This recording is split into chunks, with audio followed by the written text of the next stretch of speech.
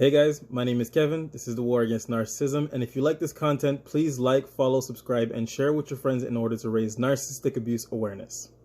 So in today's video, what I would like to talk to you about is 3 reasons why people stay in relationships with narcissists. Now, if you've ever been in a relationship with a narcissist, you understand these relationships can be hurtful, can be abusive, can be soul-sucking. I mean, really terrible. But nonetheless, people tend to get into relationships with narcissists, and they tend to stay for way longer than they should. So I think it's important to explain why that is, how that happens, so that if this ever happens to you or someone around you, you can better understand it or you can better explain it. Let's begin. Reason number 1 is future faking. Now, future faking is basically a manipulation method that narcissists tend to use in order to keep people around, right? Future faking is when the narcissist sells you a dream.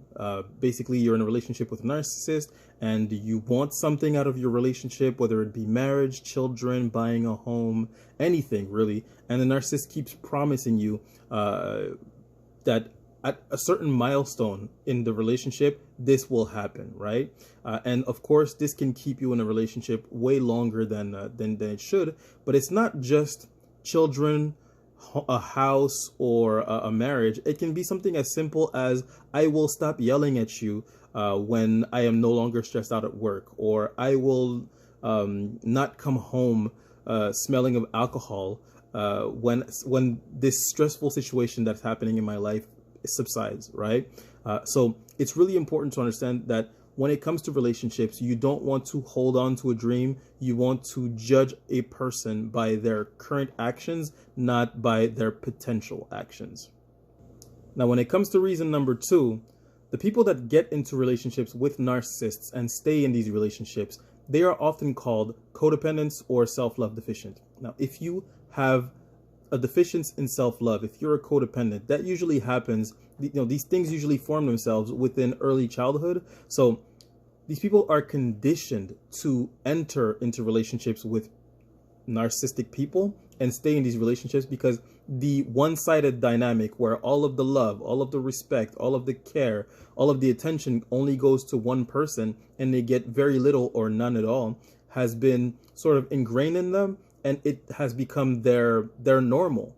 A relationship that is mutual would feel unnatural to them. So the conditioning is very important when it comes to staying in relationship with narcissists. Maybe not entering relationships with narcissists, but staying in these relationships, because narcissists tend to love bomb when it comes to the beginning of a relationship, and that feels great to anyone, right? It's a nice little stroke of the ego to have someone be head over heels for you. But once that person reveals their true selves and becomes abusive, most people would get out of these relationships and would be like, I'm not interested in a person who's like that.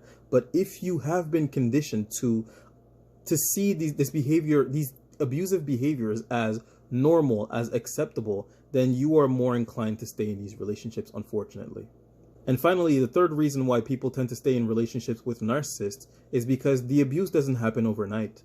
The mask falls off gradually, unfortunately.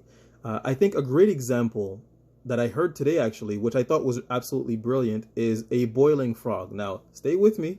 This is all going to make sense in a second, right?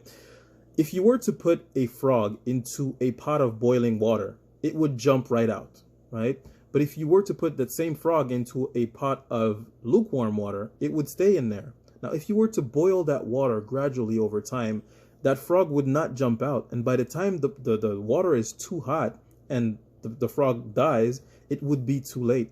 The frog wouldn't see the sign that, hey, this water is getting pretty hot, I should get out of here. It wouldn't understand. So it's very similar when in a relationship with a narcissist, that the signs tend to be there, but because it happens over time, gradually, people tend to not understand what's going on, right? And then, of course, you have your narcissist gaslighting you and minimizing everything that you experience. And, God forbid you were to speak up and say, hey, this is abusive, you would be ridiculed. You would be told you're crazy, you need to be on your meds, things of that nature, right? So I think it's really important to understand that if you know someone that is in a relationship with a narcissist, or if you know someone that has been fooled by a narcissist, to not be so judgmental, right? This is something that can happen to anyone, all right? So with that being said, I hope I answered some questions. If you have any questions or comments, please leave it in the comment section below. This is the war against narcissism, guys.